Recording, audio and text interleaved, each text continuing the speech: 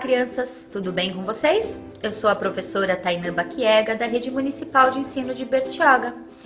E estou aqui novamente para continuarmos a conversar sobre o nosso projeto Contos de Assombração.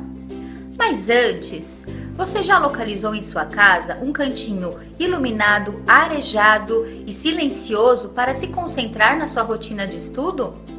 Também é importante que esse local seja confortável, com uma cadeira e uma mesa, para que você não prejudique as suas costas. Além disso, você precisa estar com o seu material separado antes do início das aulas. E para esta semana, nós iremos utilizar o livro Ler e Escrever que você retirou na sua escola, o seu caderno de português, um lápis e uma borracha. Caso o seu professor ou a sua professora já tenha iniciado o uso da caneta, pode utilizar, mas cuidado, tenha muita atenção, pois o capricho é fundamental e não queremos rabiscos e branquinhos no caderno. Na videoaula passada, vocês pesquisaram novos contos de assombração. Exploraram os recursos que o autor utilizou para deixar os contos mais emocionantes. Vocês até mesmo indicaram alguns contos, não é mesmo? Sabe de uma coisa? Eu tô muito curiosa para saber quais contos vocês indicaram ao professor e professoras de vocês. Nesta semana, nós continuaremos a estudar o projeto Contos de Assombração. Para isso, utilizaremos a atividade 3F da página 214 e 215, 3G da página 216 e 3H da página 217, ainda da etapa 3. Nós aprofundaremos o nosso estudo da análise desses textos. Nós já conversamos na semana passada que a análise do texto é muito importante para conhecermos ele melhor, entendermos os personagens e o que acontece dentro do seu enredo. Também vimos que é importante para que a gente saiba utilizar a nossa língua portuguesa e escrevermos textos com melhor qualidade. Então, para que a gente consiga compreender tudo direitinho, nós faremos com calma, parte por parte. Vamos lá? Nos contos de assombração, as histórias se desenvolvem através de acontecimentos, problemas e conflitos. Por serem contos de assombração, esses acontecimentos eles assombram, são criados através de suspense. As cenas, elas são misteriosas, enigmáticas e cheias de surpresas. O conto de assombração, como toda narrativa, organiza suas cenas das seguintes maneiras.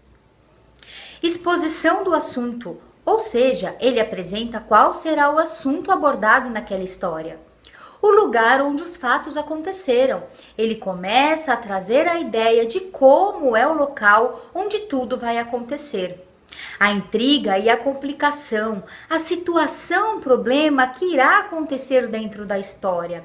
O clímax, ou seja, a parte mais importante.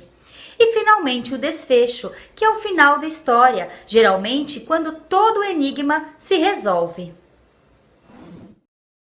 E é cada ponto desse que iremos analisar em nossa atividade. Mas antes, que tal fazermos um exemplo juntos? Para esse exemplo, usaremos uma adaptação do conto O Fantasma da Quinta Avenida, de Jerônimo Monteiro. Ele começa assim, apresentando o assunto, o lugar onde os fatos se darão, as personagens principais e o fato assombroso. Vou ler só o comecinho para vocês. O Fantasma da Quinta Avenida, Jerônimo Monteiro. Aparece o fantasma. Dick Peter chegou à casa de Mary às 8 horas da noite. O Sr. Patrick havia saído numa viagem e Dick foi introduzido no luxuoso salão de visitas. Seus olhos não se desapegavam da escadaria de mármore por onde Mary costumava descer com seu gracioso passo e um luminoso sorriso nos lábios. Passaram-se 5 minutos, mas Dick não estranhou a demora. As mulheres, quando se trata de melhorar a sua beleza, não têm muita pressa. De súbito, um grande grito encheu a casa toda. Era um grito de mulher, lancinante, terrível, que provocou no moço um forte estremecimento e lhe deu a viva intuição de que alguma desgraça acabava de acontecer. Dick Peter era homem de ação e não demorou mais de 2 segundos para entrar em atividade. Aos pulos, galgou a escadaria de mármore e chegou ao primeiro andar onde eram situados os aposentos de Mary. Lá em cima estava tudo em silêncio, mas de baixo vinha o ruído do tropel de criados que corriam para ver o que teria acontecido na casa sempre tão calma. A porta do quarto de Mary estava fechada por dentro e Dick descarregou sobre ela uma forte pancada. Ninguém respondeu. Nesse momento, os criados chegavam ao lado de Dick, falando todos ao mesmo tempo, assustados, desorientados e cheios de medos. Muito bem, observem. O autor começou o conto descrevendo o lugar que acontecera a história, na casa da Mary, mas especificamente na primeira cena, as coisas acontecem no salão luxuoso de visitas, que tem uma escadaria de mármore. Quando ouviu o grito aos pulos, Dick galgou a escadaria e foi para os aposentos de Mary, no primeiro andar. Ainda nesse trecho inicial, ele apresenta os personagens principais. E como os descreve, já podemos tirar uma ideia de quais são, assim como dizemos nas novelas, os protagonistas. Quando ele apresenta nesse trecho inicial esses personagens, a gente consegue perceber quem são os protagonistas. Fica fácil da gente identificar porque o autor descreve cada um deles. Nos mostra o tempo em que a história está acontecendo, a noite, e as ações que aconteceram rapidamente logo que Dick ainda entrou à casa de Mary. Ele também traz o fato assombroso e misterioso, que é o grito e a porta trancada. Isso acaba causando uma certa curiosidade no leitor. O que será que aconteceu? Será que alguém foi atacado? Serve aí um convite para que o leitor queira continuar a ler a história. Acaba despertando no autor uma grande vontade de conhecer a história toda, de saber qual será o final, de conseguir descobrir como ele vai resolver o enigma apresentado na história. Conforme a história vai acontecendo, lá no meio surge o que nós chamamos de clímax, ou seja, o grande ponto de interrogação da história. Será que existe um fantasma que ataca a todos nessa casa?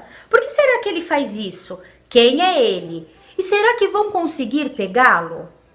Depois de alguns episódios e fatos ocorridos, o autor ele encerra o conto, ou seja, ele apresenta o desfecho, explicando o que realmente aconteceu no conto, conta quem é afinal o suposto fantasma e também como ficaram os personagens principais, o Dick e a Mary. Eu apresentei apenas alguns trechos do conto para mostrar a vocês cada pedacinho que o autor utiliza para construir toda a história. Ficou claro para vocês todas as partes? Caso não tenha ficado, volte o vídeo, pause e vai observando e acompanhando para que você consiga entender o que precisará localizar dentro do conto. Vocês ficaram curiosos para saber o que o fantasma aprontou? Quem mais ele assombrou? Em uma outra oportunidade eu conto para vocês. Agora que nós já discutimos e estudamos esses aspectos do texto, está na hora de você colocar a mão na massa e realizar a atividade 3F da página 214 e 215 do livro. Se você ficar com alguma dúvida ou se perder um pouquinho na atividade, fique tranquilo, você pode entrar em contato com o seu professor ou a sua professora pelo meio de comunicação disponível pela sua escola.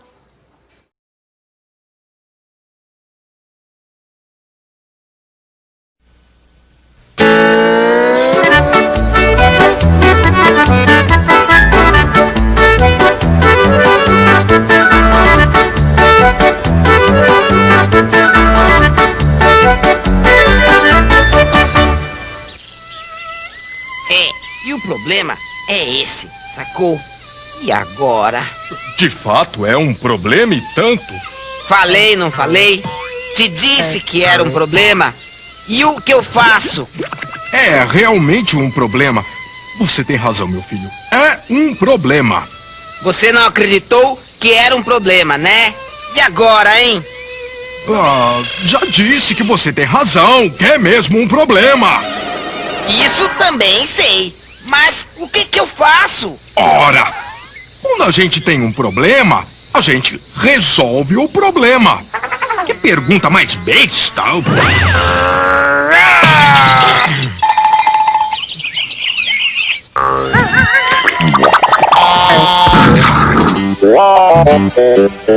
Viu só como nós falamos certinho? Eles falaram problema. Problema. Isso mesmo, problema. Não vá sair por aí dizendo problema, nem problema. Ai, para! Isso dói o ouvido. O certo é problema. Problema, entendeu? Não dê dor de ouvido nos outros. Diga sempre problema e não crie problemas. Tchauzinho! Tchau!